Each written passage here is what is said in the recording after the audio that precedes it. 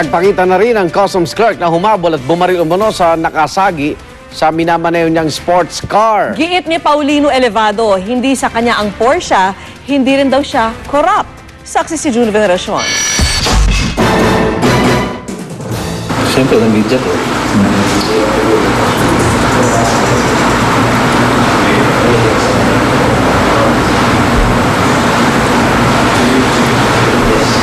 Hindi na po makapasok.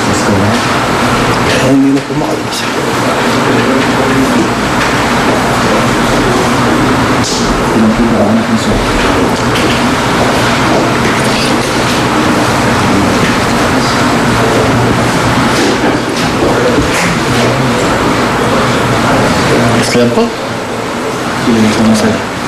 Dahil apektado na raw ang kanyang pamilya, pigil luha ng lumutang sa wakas si Paulino Elevado. Ang customs clerk na nagmamaneho umano ng Porsche'ang nakunan sa CCTV na mahinahabol na AUV sa South Luzon Expressway. Ang habulan, nauwi pa raw sa pamamaril ayon sa sumbong ng mga sakay ng AUV. Sa investigasyon ng mga pulis, nag-ugat ang initan nang masagi umano ng AUV ang Porsche sa Makati. Ayaw niyang pag-usapan ng insidente dahil na rin daw sa payo ng kanyang abogado. Pero itinanggi niya na siya ang may-ari ng dala niyang Porsche. Bali, binibenta po yun sa... Binibenta po.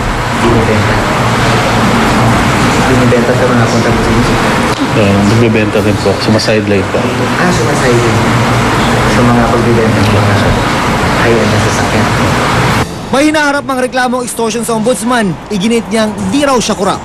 Ang nag-iisang sasakyan ng Elevado ay Volvo Station Wagon na naipundar daw niya dahil sa pagbibenta ng sasakyan.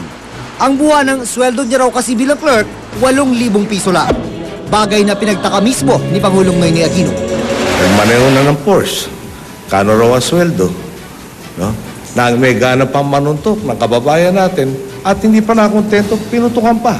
Tatak na mentalidad na parang talagang angat siya sa lahat. Di ba? Bagamat naiwasan niyang maideklarang awol o nag-absent without leave, haharap pa rin siya sa administrative investigation na pwede niyang ikasiba. Pero habang inimbestigahan, may bagong trabaho ang naghihintay sa kanya. We will actually use him according to his item. If he's a messenger clerk, then we'll make him do messenger work. June Veneracion ang inyong saksi. At narito naman po ang mabilis na sulyap sa ibang balita.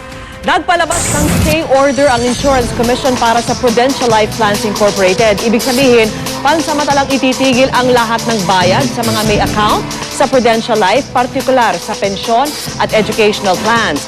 Ayon sa itinalagang conservator ng kumpanya, kailangang pansamantalang ihinto ang pagbabayad sa mga plan holder para hindi maubos ng tuluyan ang kanilang pondo.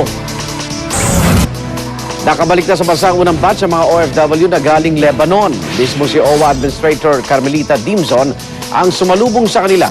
Ilan sa mga umuwi nakaranas daw ng pagmamaltrato sa kanilang trabaho.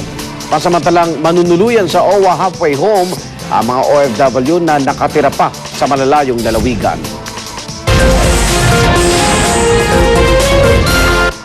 Sa sports aksi, si WBO Light Welterweight Champion Timothy Bradley ang susunod na makakalaban ni 8th Division World Champion Manny Pacquiao.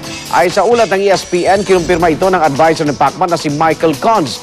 Bagamat kailangan pang aprubahan ng kampo ni Bradley ang kasunduan, tingin ni Cons wala naman daw magiging problema sa paghaharap ng dalawa. Ginawaran po ng parangal si GMA Vice President for News Programs Jessica Soho sa 2nd Adamson University Media Award.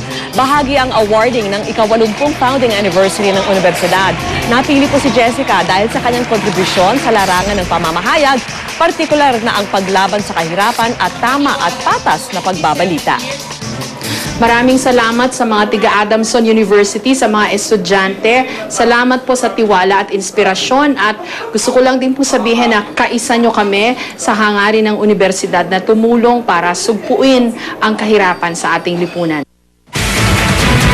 Gusali ng dormitoryo sa Beijing, China nasunog dahil sa aberya sa fireworks. At sa Taiwan naman, ang makulay na pagdiriwang ng Lantern Festival. Saksan po ang mga balita mula sa iba't ibang panig ng mundo. Sa hindi pa matukoy na dahilan, biglang pinasok ng tubig mula sa dagat ang ginagawang underwater tunnel na ito sa Okayama, Japan. Kinailangan tuloy itong sisirin ng mga diver para hanapin ang 5 trabahador nito. Isa namang kasamahan nila ang nakatakas bago papasukin ng tubig ang tunnel. Sinuspende muna ang search and rescue dahil sa ubod ng dilim sa underwater tunnel. Tuluyang natupok ang dormitoryong ito sa Beijing, China. Ang apoy nagsimula sa spark mula sa fireworks sa gitna ng pagdiriwang ng Lantern Festival. 17 fire truck ang agad rumisponde at nagtulong-tulong para apulain ang sunog. Wala namang naiulat na nasugatan. Napawaw ang mga taga-Taiwan sa fireworks at mga higanting lantern. Bida ang Dragon Lantern na 21 metro ang taas. Hindi lang makulay, abat tila bumubuga pa ng apoy.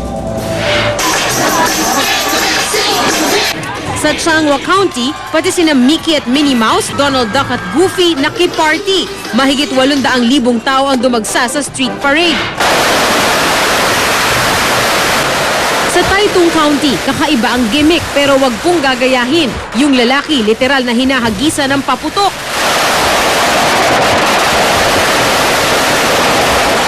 Matagal na raw itong ritual doon, pantaboy sa masasamang espiritu. Sa Tainan County, heto naman ang trip. Ang mga paputok na humahagis hindi iniiwasan.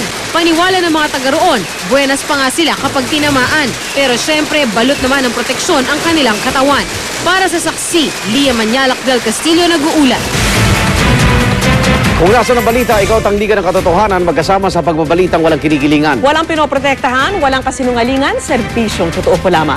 Susunod na po ang Reporter's Notebook at ako po si Vicky Morales. Ako naman, Arnold Clavio, hanggang bukas, sama-sama tayong magiging saksi.